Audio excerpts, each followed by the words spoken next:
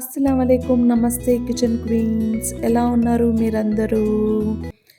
ఇవాళ మన ఛానల్లో ఒక ఎమ్మీ రెసిపీని అయితే చూపించబోతున్నానండి. చాలా క్రిస్పీగా టేస్టీగా ఉండే అలసంద వడలు ఎలా చేయాలో ఈ వీడియోలో చూపించబోతున్నాను. ఇప్పుడు పండగ సీజన్ కాబట్టి ఒకసారి ఈ రెసిపీని తప్పకుండా మీ ఇంట్లో ట్రై చేయండి. అలాగే మీ గనక నా వీడియోస్ నచ్చినట్లయితే నా ఛానల్ని సబ్స్క్రైబ్ చేసుకోండి, నాకు సపోర్ట్ చేయండి. ఇప్పుడు ప్రాసెసింగ్లోకి వెళ్ళిపోదామా. ముందుగా ఒక బౌల్ తీసుకొని అందులో 1 కప్పు అలసంద పప్పుని నానబెట్టుకోవాలి. 6-7 గంటలు నానబెట్టుకోవాలండి. అప్పుడే వడలు చాలా టేస్టీగా వస్తాయి. పప్పు ఎంత నానితే అంత టేస్టీగా వస్తాయి వడలు. ఈ పప్పులో చిన్న చిన్న రాళ్ళు ఉంటాయండి. వాటిని చూసి శుభ్రం చేసి దాని తర్వాత పప్పుని బాగా కడిగి నానబెట్టుకోవాలి.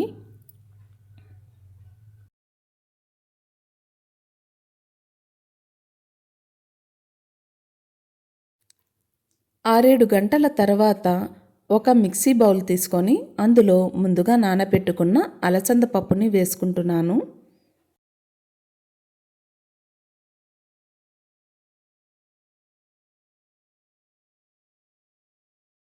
ఇప్పుడు ఇందులో 3 లవంగాలు, 1 ఇంచు దాల్చిన చెక్కని కూడా వేసుకుంటున్నాను. అలాగే ఒక 5 వెల్లుల్లి రబ్బల్ని, 1 ఇంచు అల్లంని కూడా వేసుకుంటున్నాను. ఇప్పుడు ఇందులో కొద్దిగా ఉప్పుని వేసి మెత్తగా గ్రైండ్ చేసుకుంటున్నాను. గ్రైండ్ చేసుకున్న పప్పుని ఒక బౌల్లోకి తీసుకుంటున్నాను. ఇప్పుడు ఇందులో ముందుగానే కట్ చేసి పెట్టుకున్న ఉల్లిపాయ ముక్కల్ని వేసుకుంటున్నాను. తరిగి పెట్టుకున్న పచ్చిమిర్చిని కూడా వేసుకుంటున్నానండి. సన్నగా తరిగి పెట్టుకున్న కొత్తిమీరని కూడా వేసుకుంటున్నాను. ఉప్పు ఆల్రెడీ ముందుగానే వేసేసాం కాబట్టి ఇక్కడ నేను ఉప్పుని వేయడం లేదు.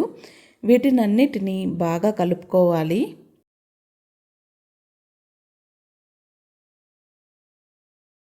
ఇప్పుడు స్టవ్ వెలిగించి కడాయి పెట్టి అందులో నూనెని వేసుకుంటున్నాను. నూనె వేడైన తర్వాత ముందుగానే మిక్స్ చేసి పెట్టుకున్న అలసంద పప్పుని వడ షేప్లో రౌండ్గా చేసుకొని ఒక్కొక్కటిగా నూనెలో వదులుకోవాలి.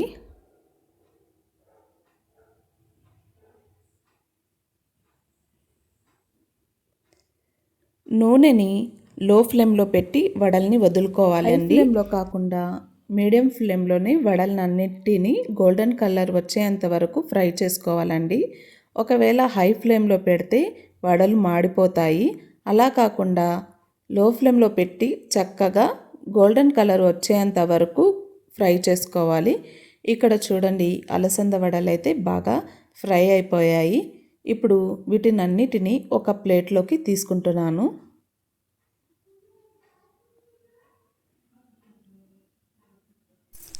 వేడి వేడి అలసంద వడలైతే రెడీ అయిపోయిందండి. ఈవినింగ్ టైము స్నాక్స్గా పిల్లలకి చాలా టేస్టీగా ఉంటాయి.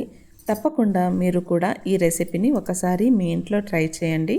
అలాగే మీకు గనక నా వీడియోస్ నచ్చినట్లయితే ప్లీజ్ నా ఛానల్ని సబ్స్క్రైబ్ చేసుకోండి, లైక్ చేయండి, కామెంట్ చేయండి. Thank you for watching.